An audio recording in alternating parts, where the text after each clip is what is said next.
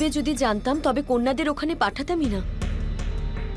কুশধ্বজ আশ্বস্ত করেছে যে ওখানে পৌঁছানো মাত্রই ওদের এখানে পাঠিয়ে দেবে।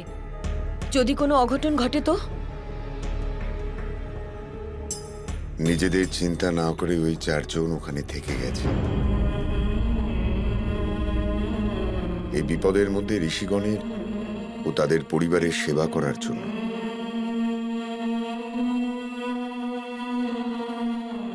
আমার পূর্ণ বিশ্বাস যে তেমন প্রয়োজন হলে সীতা কেবল নিজের নয়, এমনকি অন্যদেরও রক্ষা করতে সক্ষম। আমি কেবল এই নিয়ে চিন্তিত যে ও যখন ফিরবে তখন আমি ওকে কি করে বলবো যে আমি ওর থেকে ওর জীবনসঙ্গী চয়ন করার স্বতন্ত্রতা ছিনিয়ে নিতে চাই। ও বুঝতে পারবে, ওর আপনার উপর বিশ্বাস আছে।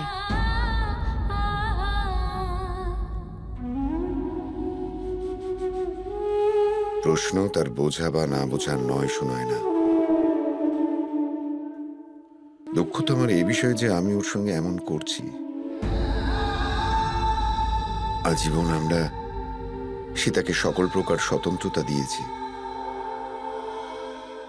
স্বতন্ত্র বিচার পোষণ করার উৎসাহ প্রদান করেছি। কিন্তু যখন ওর জীবনের সবচেয়ে গুরুত্বপূর্ণ বিষয়ে সিদ্ধান্তের সময় এলো,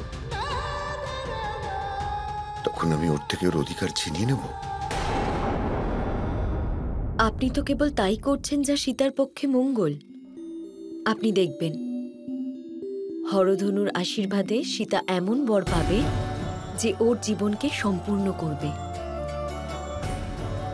ঠিক সেইভাবে যেমন করে সীতা তার জীবনে পূর্ণতা আনবে।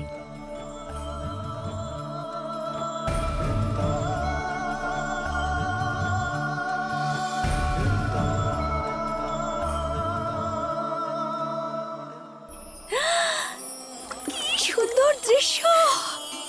তোমার কর্কশ স্বর শুনে ওরা ভয় পেয়ে যাবে।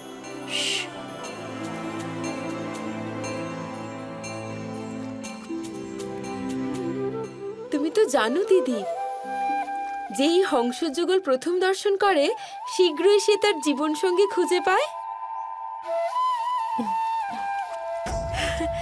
এখন তো সীতা দিদি প্রথম দেখলো।